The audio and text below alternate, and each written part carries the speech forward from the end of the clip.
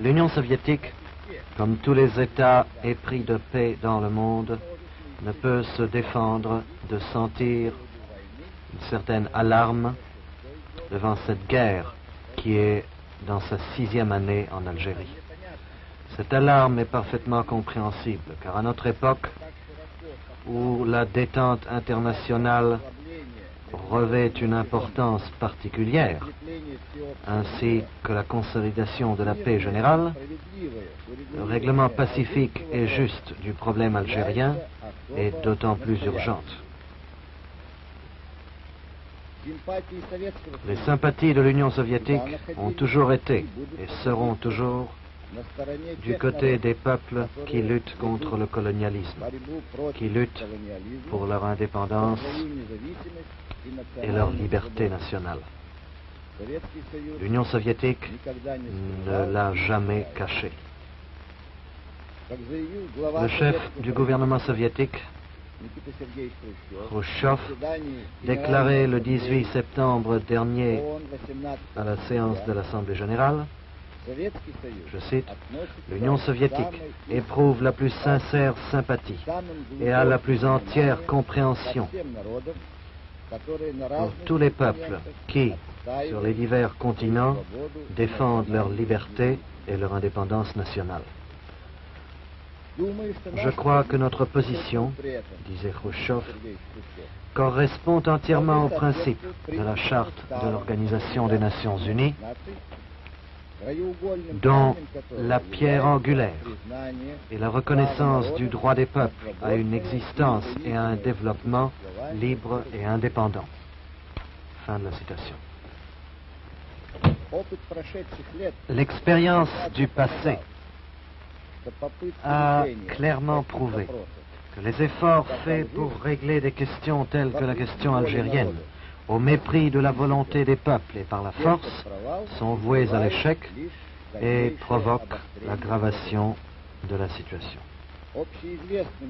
L'on sait bien que des efforts de ce genre entrepris par le gouvernement français non seulement n'ont pas été couronnés par le succès, mais au contraire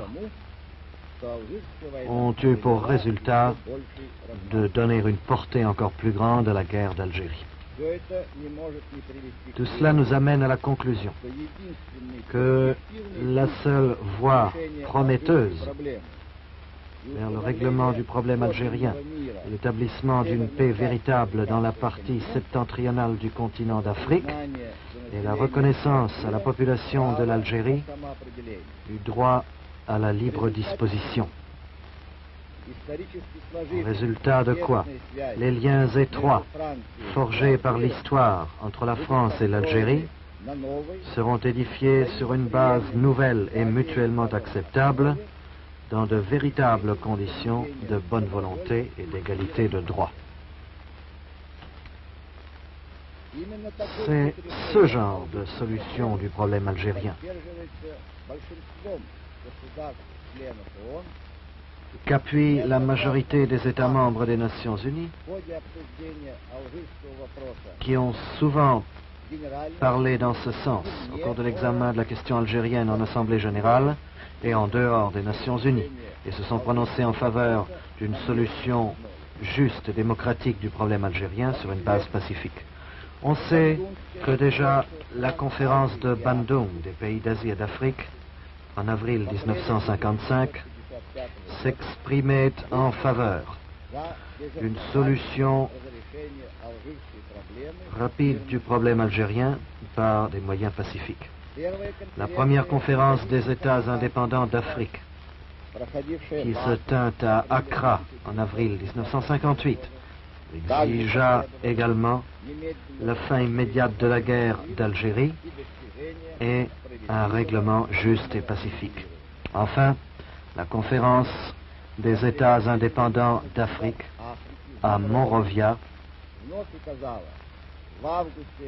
stipulait à nouveau au mois d'août de cette année qu'il était indispensable de trouver une solution juste, pacifique et démocratique du problème algérien par voie de négociation entre les parties intéressées conformément à la Charte des Nations Unies. L'examen du problème algérien à l'Organisation des Nations Unies cette année se déroule dans des conditions nouvelles. Lorsque, à en juger par les déclarations des deux parties intéressées, des perspectives réelles se dessinent du règlement du problème algérien. L'on sait que le président de la République française, le général de Gaulle, proposait le 16 septembre de régler la question algérienne sur la base de la libre disposition au moyen d'un vote général en Algérie. Cette proposition fut répétée par lui à une conférence de presse le 10 novembre de cette année. La délégation soviétique estime que les propositions du président de Gaulle peuvent jouer un rôle important dans le règlement de la question algérienne si elles ne restent pas de simples déclarations, si elles sont étayées de mesures pratiques qui, tenant compte du droit légitime du peuple algérien à un développement libre et indépendant, garantiraient en même temps les intérêts de toutes les parties.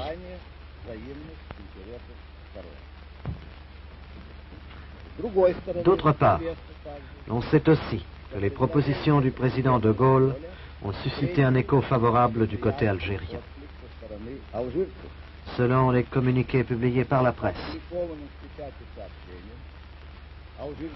les Algériens se sont déclarés prêts à engager des pourparlers avec le gouvernement français et à envoyer à cette fin leurs représentants à Paris. Ainsi, pour la première fois depuis nombre d'années, des mesures pratiques ont été prises pour régler le problème algérien par des moyens pacifiques. L'on verra sans difficulté que le règlement pacifique de la question algérienne contribuerait à accroître le prestige international de la France et serait surtout dans l'intérêt des peuples français et algériens.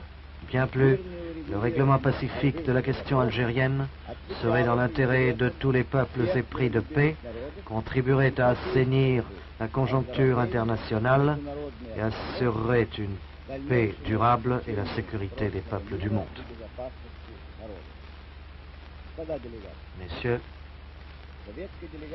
la délégation soviétique estime que dans les conditions actuelles sur l'arène internationale, où les parties intéressées se déclarent prêtes à rechercher une solution mutuellement acceptable, des possibilités existent vraiment de régler au plus tôt la question algérienne sur une base pacifique en conformité avec les principes de la Charte des Nations Unies. De l'avis de la délégation soviétique, le devoir de l'Organisation des Nations Unies dans ces conditions consiste à contribuer par tous les moyens à une solution pacifique et juste du problème algérien. La délégation soviétique, en conséquence, appuiera toute proposition qui viserait cet objectif. Merci, Monsieur le Président.